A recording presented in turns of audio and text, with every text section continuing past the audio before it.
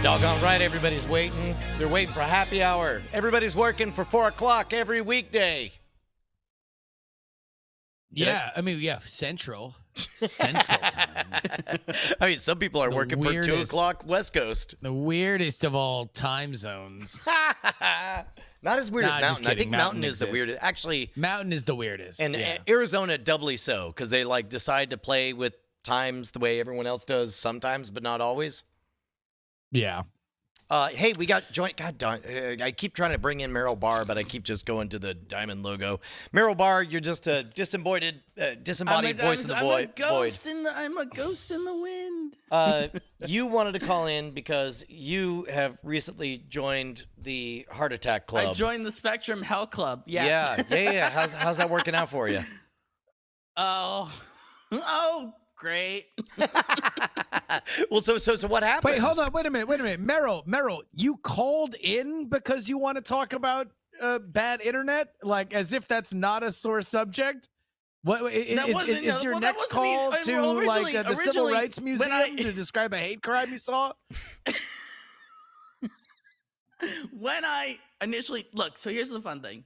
I just texted Brian an hour ago, be like, hey, I got nothing going on. Can I call into happy hour today? And then he said yes. No, that's the real reason. You're calling in because you're bored, and it's fine. Look, we're all under quarantine. Like, you can just say that. You don't need to talk about bad internet. I don't know if you picked up on the context clues here, but it's a bit of a sore subject. Well, especially because we finally flipped the switch, pulled the trigger on the business class, and then it just shat the bed in the middle of weird things. We'll figure it out. So it's like, guess who gets to begin level 2 of climbing up the ladder of complaining to people? Only this one, level 2. On this plane, we at least pretend we're supposed to be listening. We care about but anyway, you, all right, Meryl, what happened to your internet?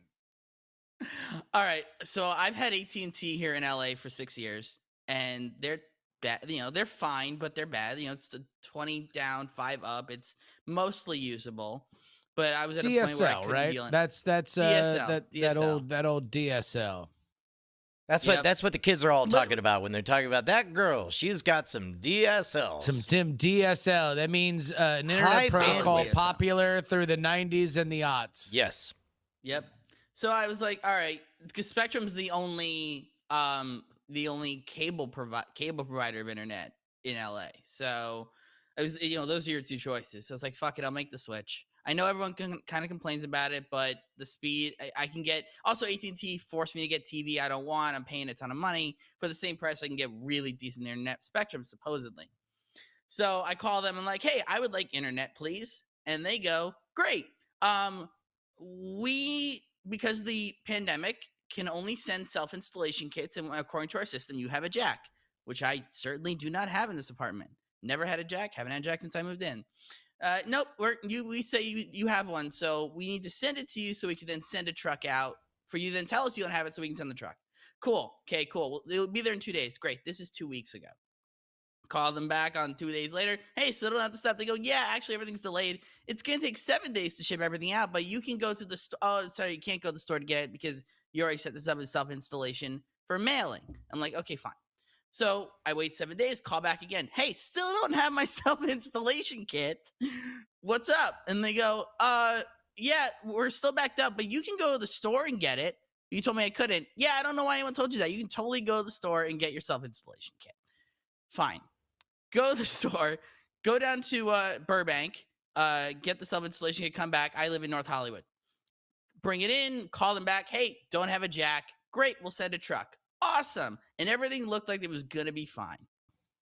And then the truck guy comes out. I don't have a jack. Great, I'll drill a hole. He drills a hole, goes outside. He goes, the line's all fucked. There's water in it. I got to rerun it. Fine. Again, rerun it. Simple solution.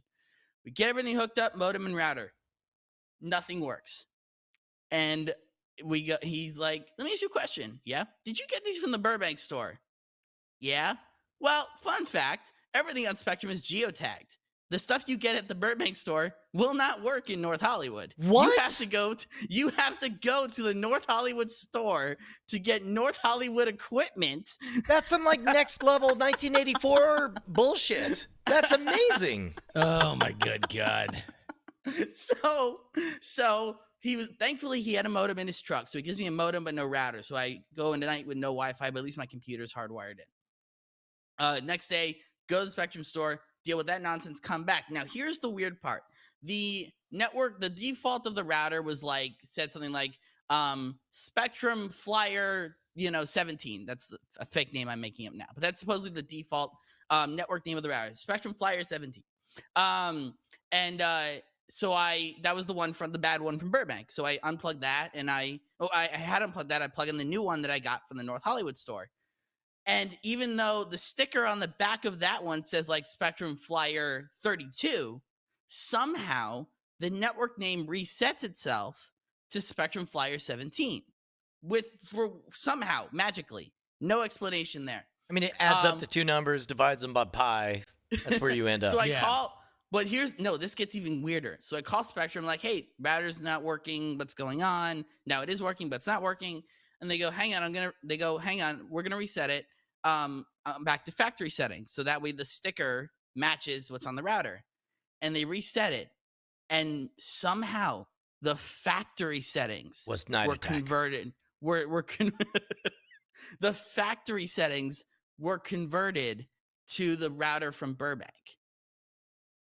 Doesn't make any sense. And the woman on the phone goes, this makes no sense, but it's working. And I go, yeah. I go, okay, it's working. You have working internet, but I can't explain this, which is not what you want to hear with the tech people on the phone call. No. But they go, okay, well, I'll rename it to my custom setting anyway. And everything kind of runs fine until I have to do a Twitch stream on Saturday. Uh-oh. And and I was not prepared for just everything shitting the bed 2 minutes before I was supposed to go live. I don't understand how it knows. I don't know how somehow the internet knows the right time to shit the bed. Yeah, it was so messed up, man. So yeah, Spectrum, less than a week into our relationship, not having a great time already. Yeah. Well, hopefully the stream is clear for everybody watching right now. We had a couple of scary hiccups, which, we're far enough past the business class upgrade that now it's it really is upsetting. Even the slightest distortion is just no. I paid for not this. Yeah, well, I mean that was the whole goal was reliability, and that's you only wish that there was a menu item that had this level of Wagyu steak, right? Where you're I have the money, I have the will, this is what I need. If anyone could sell me this solution, I will be happy to pay for it.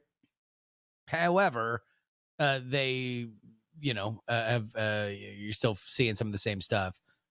So I've been watching. Sorry. Did you want to talk more about your bad ending? Yeah. Was there more about Spectrum? Can I guess the spoiler is it was bad at the end and the customer service was bad? No. It was different. It was supposed to be the emotional arc. Let me guess the emotional arc. Yeah. You were hopeful, then disappointed, and then you ended up sad. I wanted to ask a hypothetical. It's we're all stuck in this hellhole of internet. Do we think anything fixes it beyond us all going back to work though? Is there a solution to this problem? Because that's what scares me. I watched a documentary about this. Yeah. Okay, good. Called Lonesome Duff. It was a 4-part miniseries. Yeah.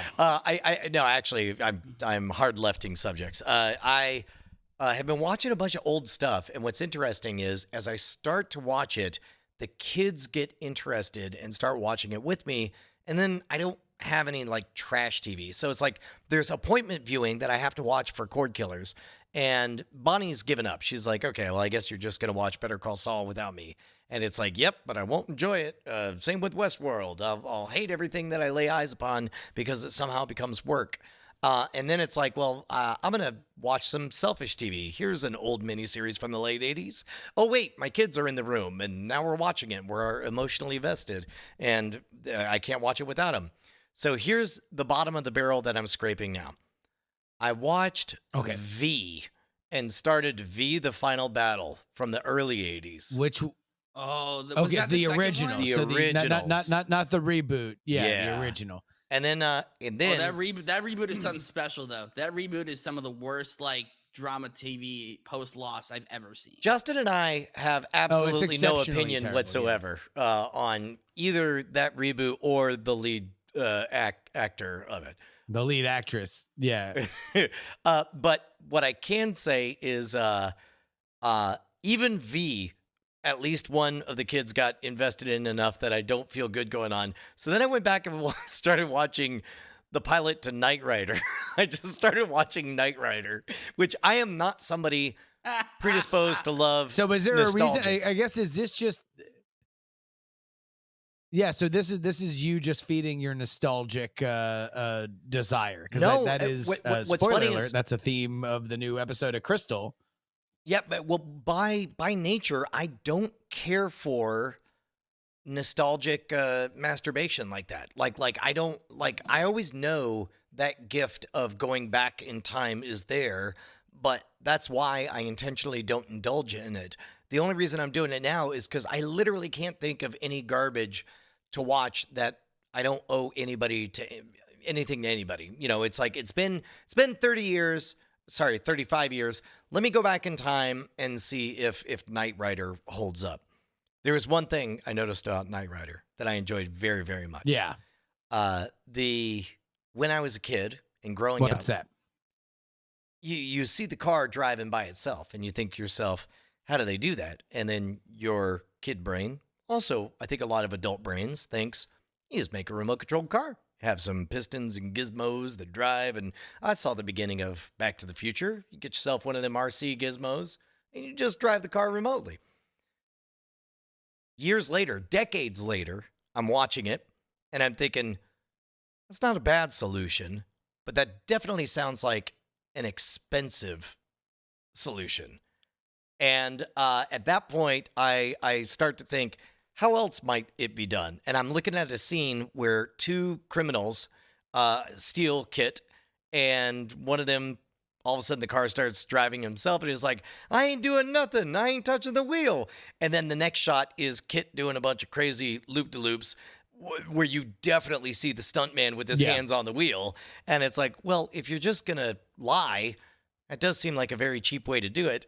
And so the next, Kit goes to the sheriff's office, ejects the two bad guys with what looks like a very dangerous stunt. And then Kit shows up without a driver to pick up Michael Knight. And I'll be damned if of the two seats, one of them has a hole in the headrest that you could see through, and the other one has a hole in the headrest that, number one, is not even with the other side, also not one you could see through.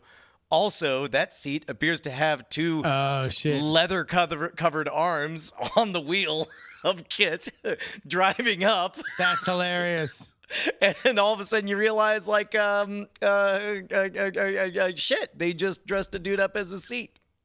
Also, I'm guessing that our internet on cue heard us. They overheard us talking smack about Spectrum and shit the bed. About Spectrum, and now it's totally falling apart. Why do you suppose, like, our connection seems all right unless you're receiving garbage from me? It's not. I'm already hearing my lag by like a second via our Opal. Oof. And your connection to me is impressionistic. Man, that's gonna be a real problem.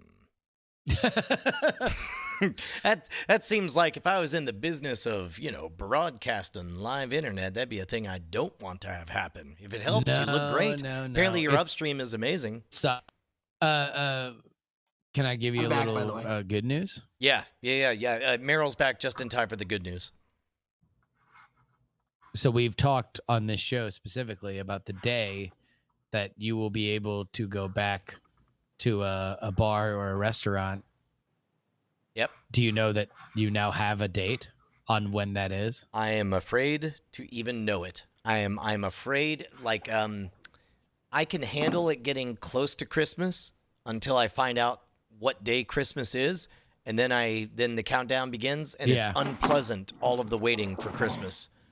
So there's no way you'll be able to avoid this. Like, this will be common knowledge that will be discussed in your home state. Okay. Right. The closest I know is I was listening to the radio at 10:10 this morning, and they were talking about the forthcoming announcement of how they're going to roll back, kind of a return to normalcy, because Texas, we talked about this on the Weird Things.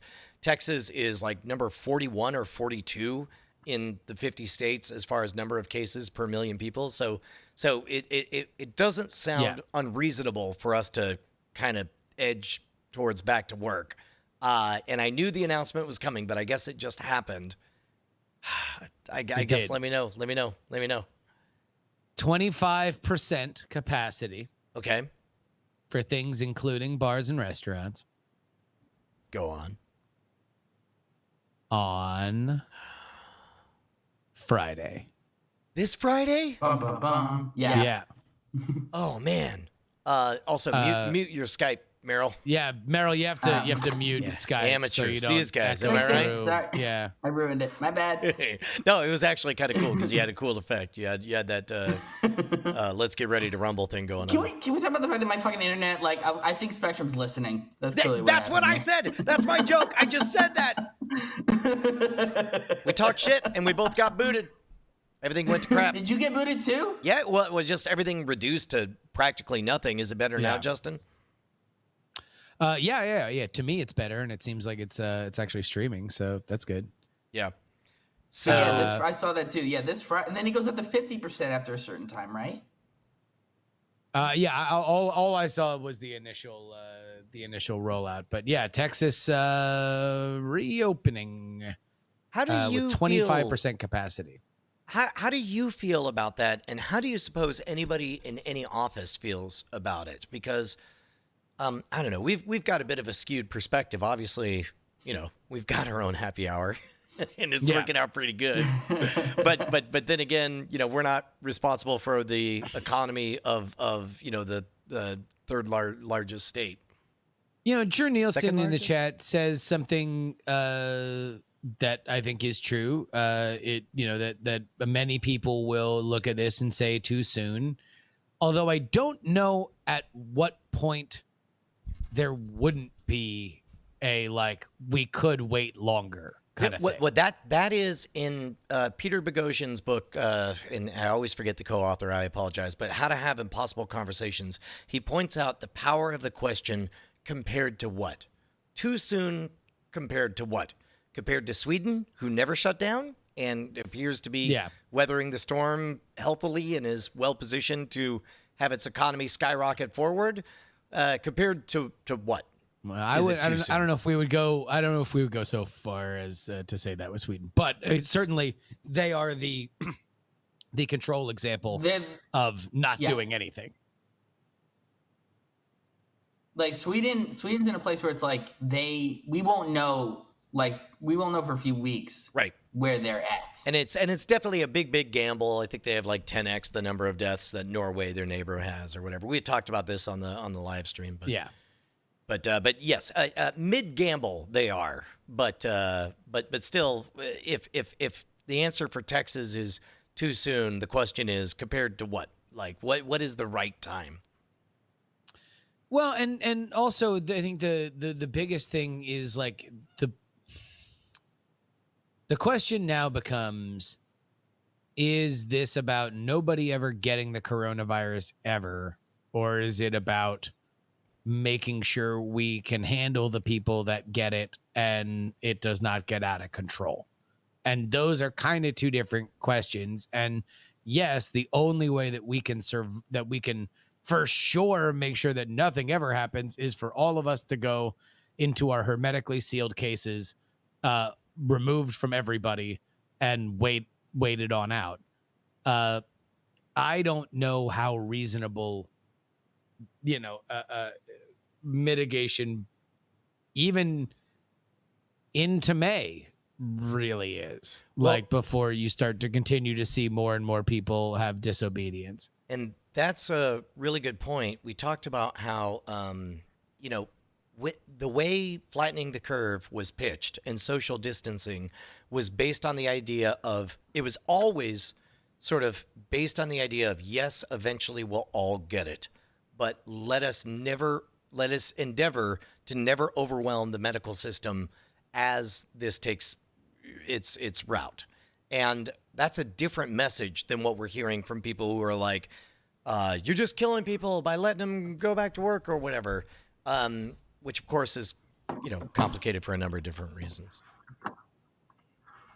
Yeah, I think the bigger thing that you have now is what happens in a world where this is not like lock everything down, everything is totally shut down, right? So like, for example, Dragon Con and DEF Con, right? And DEF Con, certainly you're probably, I mean, if this were a normal world, you would be getting set up, but both of those have yet to render judgments. And part of the reason why they're in a sticky situation is because even if they're going to take a bath with this and look irresponsible to even their hardest core fans, they can't cancel these contracts that they've made with the hotels unless the states come in and say you can't hold this. Right. Well, and what's interesting is I had just assumed it was a fait accompli that DEF CON was going to be out of the picture. It never even occurred to me that they might go for it, and more importantly, have to go for it. And even last week, we were talking about the fact that, some version of the sentiment of Las Vegas open for business, that hadn't occurred to me that would have any impact on, the idea of us going to Las Vegas and doing DEF CON. I figured that was dead for sure. Well, I mean, the problem becomes, if you are these organizations, like, forget the people that make a living with these organizations, right? Like, they're screwed. There's like very little upside unless after we all go back to work, the virus is just less active during hot weather, and we just don't see any kind of reemergence.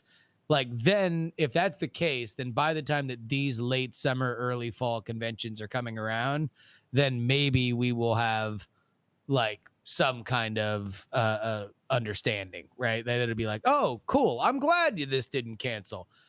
In almost every other scenario, there's either a screw you, you're doing this thing when it's irresponsible and I want a refund, or screw you, you canceled this too late or whatever, or the people that really want to go now can't.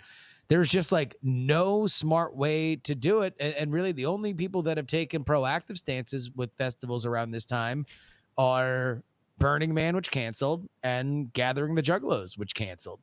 But these other ones, like Dragon Con was out here 4 days ago saying like, we're moving ahead and we're thinking about refunds. I mean, what else do you say in a world where there's just not enough data to make a sensible call? You don't have any opportunity. Well, I think, yeah, the problem for them is that they don't have the governor saying you can't do this, and therefore they can trigger their force majeure stuff. Like, right. That's what they want the governor to come in and say, no, you can't have 60,000 people. Oh, that's interesting. In downtown Atlanta on Labor Day. It's sort of like a macro version of, there are people who, rather than being furloughed, really want their employers to full on fire them. So at least it's black and white and they can collect unemployment. Yes. Got it. It's like, hey, call this what it is. You saw, yeah. I'll bet you South by Southwest was probably the same way, although that is a little bit more of a asymmetric community event as compared to just like a solid block of programming. But you saw this with WrestleMania. So did they do for the refunds on all that stuff? Yeah, that's insane, because I just saw the news story that South by Southwest, long after the fact, is now getting hit with like threats of a class action lawsuit based on their no refunds policy for their entire event, which they canceled. Which, by the way, every single day that passes makes me think that was a very savvy move on their part. Well, I mean, when you consider having New York and LA meet in Texas, which I do believe is the most populous state in the union. Texas is? Let's see, states by population. I just looked this up because I actually wanted to. No, sorry. California has 37.68 million. Texas, second most populous state, 27.7. Yeah, I think Texas is the second yeah. biggest, but the third most populous. Yeah. No, second most. Florida's third with 21, and then New York is fourth with 19. No kidding. Yeah, we're number 2. Yeah. We're the shit. Number 2, baby. But yeah, it's a big question because like initially I looked at the Dragon Con thing and I was like, man, that's a bold claim to be like, yep, it's still on. But at the same time, what else can you do? Like if all of a sudden, if saying what the Dragon we're not going to do it on? without a force majeure. Sorry, I think we have a random Meryl if saying interjection. we're going to do it. I heard it. I didn't know how delayed he is. Yeah, I know. He's responding to 2 segments Meryl, ago. are you there? I'm here. Can you hear me? Yes. You'll hear that in 5 minutes. Yes. Is the delay too much? Should I get out? No, that's fine. Just give your hot take and don't react when one of us try to interrupt you. Yeah. I can hear you guys fine. I basically am not going back on Skype. I'm hoping that will not throttle my internet to the point where Spectrum shuts it down again. That's Meryl's Hot Take. Welcome to Meryl's Hot Take Minute, brought to you by Wheaties. There we go. The breakfast of champions. Meryl's Hot Take Guys, is you the know moment what? where he I don't talks wanna- about I don't wanna how fuck up- good or bad his connection is live on the air. No, you know what? I'm gonna get out of here. I don't want to screw up your show any more than I already have. Okay, all right. We love you. Bye. All right, bye, Meryl. Bye. This is I would love to believe like this is Sweet boy. some kind of like punishment phase, and then the Spectrum gods suddenly just decide to let our connection be amazing for the rest of this. Oh my God. Yeah. I mean, who knows? It's funny because Meryl texted me and he's like, hey, I texted Brian and asked him whether or not, or if it was cool to call in, but then I heard you guys were talking about internet stuff. And I was like, I don't even know if I responded to it, but I was like, well, yeah, man, if you want to roll the dice on the internet stuff, then, I guess we could do it. Pretty sure we know where this heads. Yeah. You got any entertainment news? Oh crap! Yeah. Let's go ahead and well, here, let me wrap up my Opening up Dragon Con take. Yeah, I don't know where I should be emotionally or as a fan. Like, should I be rooting to just buy, or I mean, I guess I'd never really paid to get into Dragon Con, but like, should I be rooting to like go to Atlanta and like support the places that we had before if they're open? Like, should I be hoping that it happens? Like, I don't know.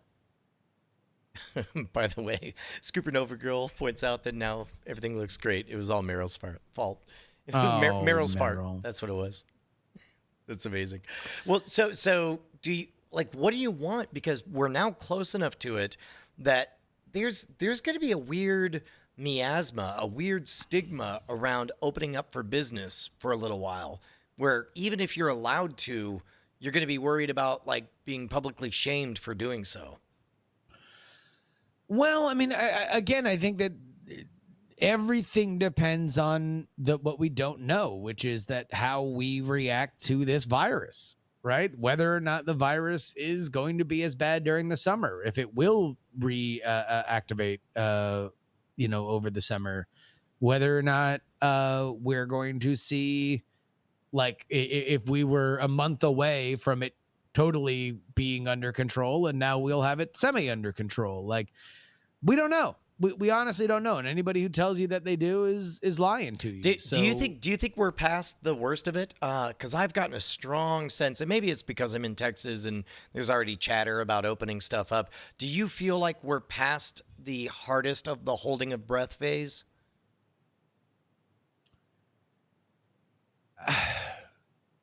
I mean, let me say I don't know. Like I said, that anybody should be saying, but We're talking about based on what feelings. you've seen in other everybody's an places, expert yeah. of their own feelings, on a feelings level. Where you at?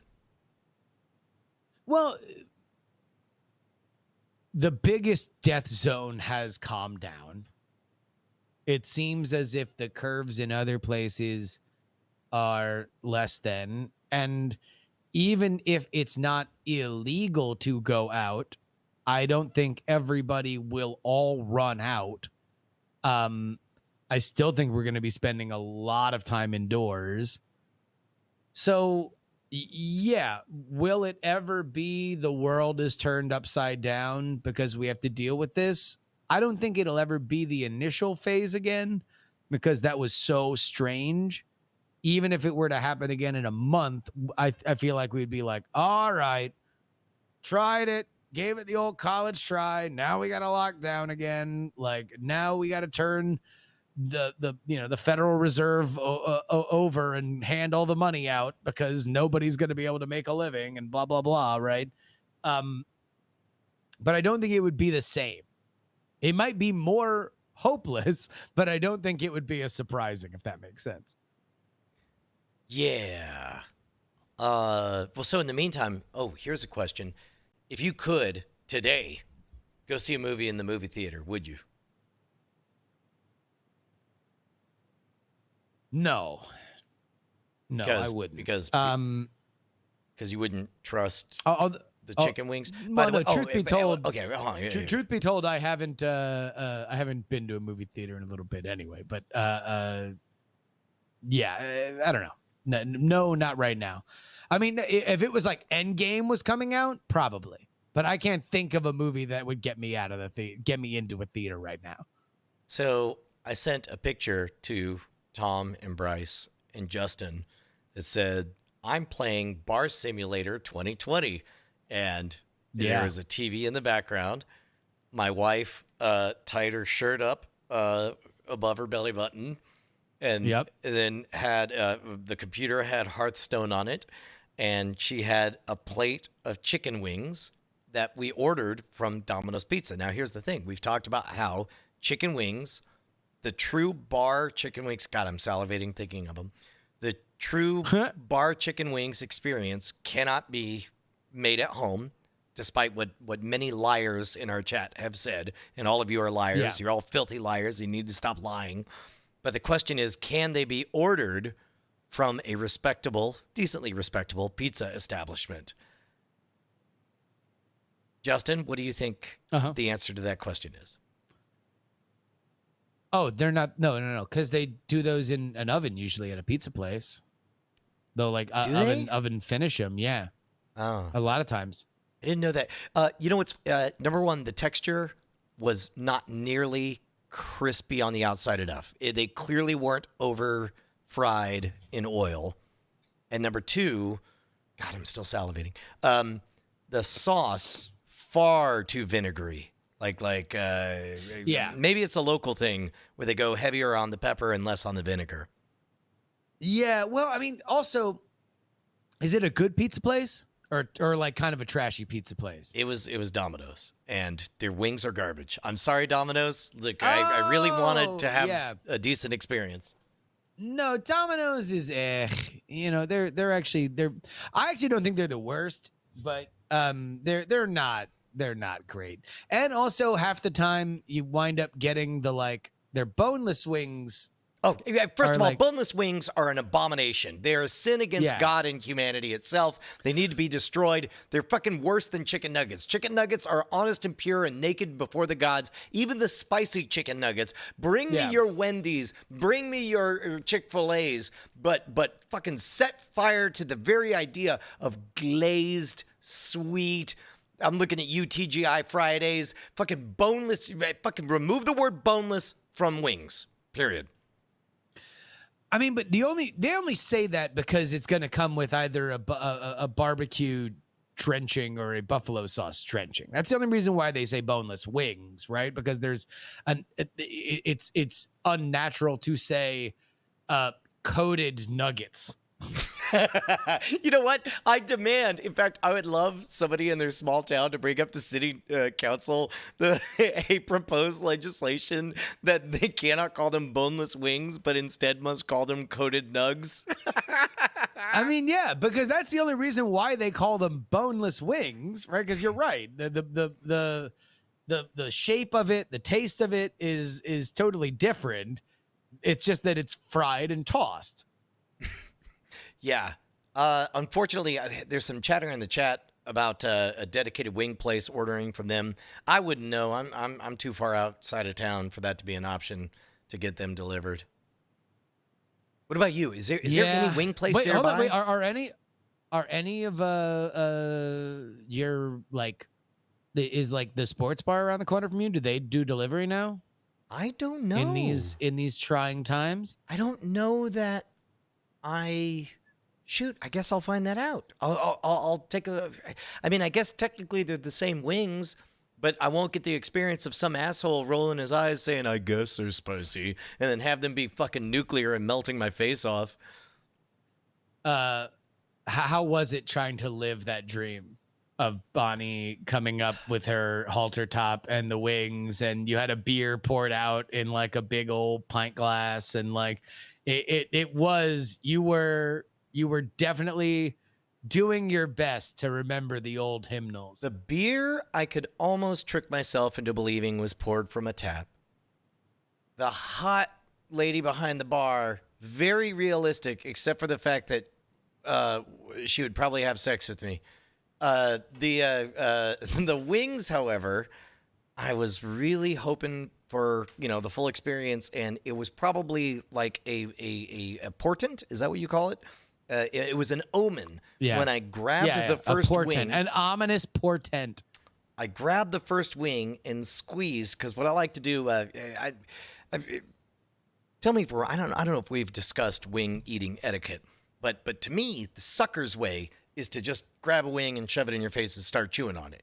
If you get a wing, and by the way, drumsticks or wings, some of you guys out there are under the mistaken impression that the drumsticks are the better ones. No, the drumsticks are garbage. The wings are the good ones. But you got to begin by sort of extricating the bones off of each side. You got to pry it apart, pull out one perfectly no meat on it bone, set it off to the side, and then go to work on the other one. I got that far, and then it just squirted out of my hands. And this is up in the former studio that's now a media room. And you know that there's like a big plastic thing for the rolly chair on. Landed 1 inch outside of the plastic rolly bit, smack fucking dab on the carpet. And of course, they overcoat it in that ridiculous red ketchup looking garbage sauce that they have. So all over it. I spent the next 30 minutes trying to, run a Woolite and all that stuff on there and trying to get it all up. It still looks awful. Oh, that sucks. So that's how my first wing in quarantine was. That was my first quarantine wing. That's probably why you should. That was God telling you something. Yes, he was saying like this is a bad thing and you should feel bad, which is why I'm hesitant to. I'm going to wait till Friday. I'm going to go to the proper place. I'm going to get the proper wings. Yeah, I mean, it's going to be interesting because I don't think that we're going to see anything like that in California for, another couple weeks, even though I don't think that we're far. When you look at our infections per million, it's not far off from Texas. I think Texas has, here, you want to know what? Well, go ahead and I think the bigger concern with California is that you have a higher proportion of people who have a bar of caution set much higher than Texas. I think that Texas has a little bit more of an appetite for risk than California has. So even if the numbers are identical, I feel like Texas would be the first to jump off that bridge before California feels safe. Well, the funny thing is that since California has 10 million more people than Texas, I don't know if there's not the same amount of 27 million people in California that don't live in the Bay Area or the Bay Area or LA that are more like Texas, that are like, dude, I'm in Bakersfield and I don't care. I don't live around people. That is one of the things. I'm an hour outside of Fresno. Like, that's one of the things that people forget whenever they're like a California Republican. What's that? I've never heard of such a thing. It's like, you got to remember, by territory, the majority of California are farmers and ranchers out in the middle of nowheres. And granted, it's not the population density, but if you go county by county, there's a fair bit of red in that state. Oh yeah, no, it's everything but the two major population zones. I mean, hell, Orange County and Anaheim, I think, is like the 8th largest population center. So like the place outside of LA is also in the top 15. I think California has 3 of the top metro areas out of the top 15 metro areas. It's pretty crazy. And you know, all right, so California's got 44 deaths per million. Texas has 24. But if you look at it, I mean, that's, you know, those are a lot lower than New York's numbers. Well, yeah. New York, obviously, which has been hit the hardest, 1,153 deaths per million. New Jersey, 680. Massachusetts, 440. But yeah, in those ranges, Florida's got 53. Texas has got 24. Ohio 65, Virginia's 54, Tennessee's 28. That's really where you're looking. And that's the other thing, is that, like, on one hand, we do have to look at America a little bit more like Europe. Like, we have to look at it like, hey, there's a bunch of different places. Now, we're a patchwork European countries of cultural norms all across the country. Well, also, it's like in terms of the spread, right? In terms of like the only thing that's different is that, like, Texas can't close off its borders to Louisiana and Oklahoma. Right. Right. Like they have to, you know, we are kind of one United States. So if you were going to place a bet, so if Texas is open for business this Friday to the tune of 25%, at 25%, right? And that's the key. Yeah. Oh, so I was going to ask, like, how far behind do you think California is?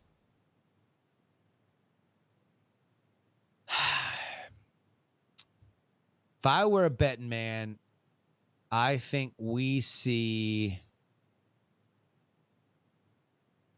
to see restrictions lifted halfway through May. I think that there's going to be, unless there's a major flare up in like Georgia and Tennessee and South Carolina, like a lot of the first states to open up, you're going to see some pressure on the slower moving governors.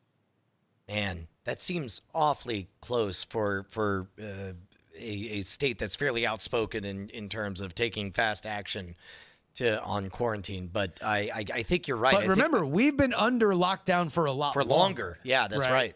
Yeah.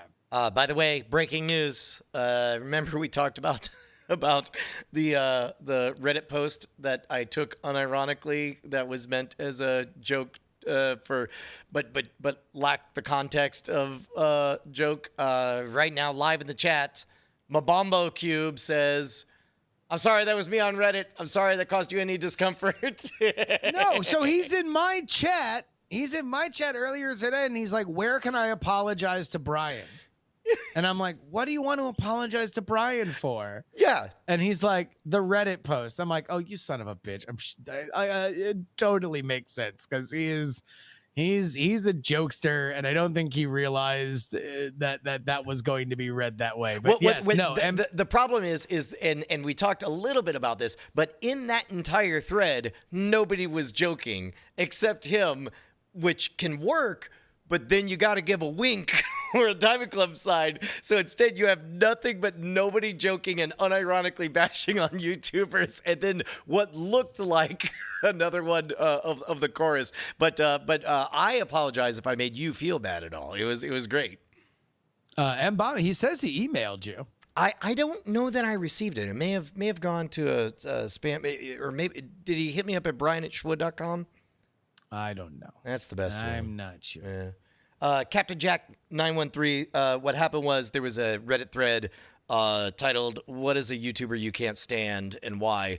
And then 1,000 people said people they genuinely hated, and among them was one of our own making a ironic joke that lacked enough clues for Brian Brushwood to realize it was a joke, and so Brian responded by giving him gold and saying, "I hope we can be friends." And then going to Discord just to make sure that you were in the right. Yeah. And then it turns out I was not in the right because Bryce immediately recognized that's one of our own. You definitely just freaked out over somebody making a joke. Yeah. Oh. Well, that's good. Is it good to know that you weren't actually Are you kidding trolled? me? No, like to have that baggage lifted, it really means a lot to me. Like that was the one lingering thing because we talked about it on the show, and there was the one thing is I had to eat the turd of being embarrassed for misreading that situation. But then the second part of that is I had to eat the turd of waiting to hear from the person to make sure that everything was cool, and clearly everything was. So I was very, very happy about that. All right. Hey, entertainment news, Brian. Yo. The Goonies Don't. have reunited. God damn it. I was afraid that was how that sentence was going to end.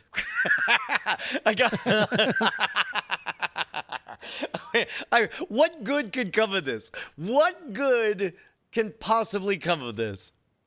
Oh, and by the way, I realize I'm fully aware that I'm doing the thing that I accuse other people of doing, which is hating on a thing that does not exist. And instead, you should love with all your heart what something might be and then judge it for what it is once it exists. Didn't you just go through a thing with your daughter about this? Yes. In fact, I just called it out and was interrupted by you asking if I was aware of the thing I was mid calling out. Yes. Now we're all caught up. Okay. I just wanted to make sure. All right. There we go. Well, it's not for any kind of remake. It is Josh Gad's new video series, Reunited Apart. And it is airing today, although I can't seem to see where it is airing. But yeah, Sean Astin, Josh Brolin, Corey Feldman, Jeff Cohen, Ki Hui Kwan, Martha Plimpton, Joe Pantoliano, and Kerry Green, along with director Richard Donner, Chris Columbus, and Steven Spielberg. Oh my God, I forgot Joe Pantoliano was in that. Wow. It's just the actors saying, "Remember when we made that movie? That was cool." I assume so. Those things are always just weird because you realize very quickly that actors aren't interesting. Or we at really least like it when they repeat words. To be totally fair, let's say the most generous version of that would be actors are never as interesting as the characters whose lines they're reading. That would be the most generous way to put it. Here's the problem. Actors are boring and writers are ugly. And boy, is it a magical moment when you can get them, blend them both together. When you get the best words coming out of most beautiful, symmetrical faces. It's the best. Oh, it's great. Latest update on the internet thing. Looks like it's Twitch's fault. Take that, Twitch. Yeah, I think it's still on your end. According to the chat, everyone's down, including other people. So as long as everybody else is equally miserable, that makes me happy because then means... Then it might be both because I know my voice is definitely still delayed and I can still barely see. You know what I should do is I should upgrade to business class. So then that way I can have a voice. You should upgrade to Imperial. It's like, no. Now that you're on business class, they're like, what? Would you like to upgrade to Imperial Gold class? Oh, yeah. Well, what comes with that, sir? Ooh, look at that armband. That looks nice. I like that. Ooh, look at that hat. Look at those big wide lapels and that SS on there. The SS stands for Super Service, Super Speed. What's the real cost to my soul? Let me take that to the patrons. Oh crap! Well, you want to know what, Brian? Looks like we've made it to the end of another episode of the happy hour through tech travails. I can only imagine. This is. I would like. Here's my theory. I would like to believe there's a "Data is Beautiful" post out there on Reddit that correlates amount of coronavirus talk to quality of internet stream, because I feel like when the internet is good, we have lots of really fun and funny things to talk about. But then when the internet goes to shit and we barely are connected, then it's just like, let's look at these numbers. Are they going up or going down? Oh man. I mean, if it helps, you sound great, and certainly everybody. Well, I'm happy about that, and it's the only thing is like, it is such a bummer with Opal because the quality is always good, but I just know for a fact when I'm delayed, and like when I'm like mega delayed, and it's like, no. Oh, you instantly like you can see the code of the matrix, and you can see just how bad it's getting. Well, and it's tough too because we both learned that it's like, even as you realize, oh crap, this is broken between us, then the only thing is, once you've started a sentence, whether you have anything real to say or not, you know that the only thing worse than the worst thing you could do is stop mid-sentence and start that dumb dance of the pauses get it between out. Yeah. So it's That's just like, it. Just finish the sentence. And anyway, that's why garlic fries are garbage fries. Am I right? Something. Oh yeah. All right. Oh well. All right, guys. Well, thank you so much for showing up, and we will be back tomorrow. Yeah, man. It's the old Guess doubleheader who's Tuesday. Gonna get a call on the Spectrum customer service zone. Get ready, Spectrum. I got words for you.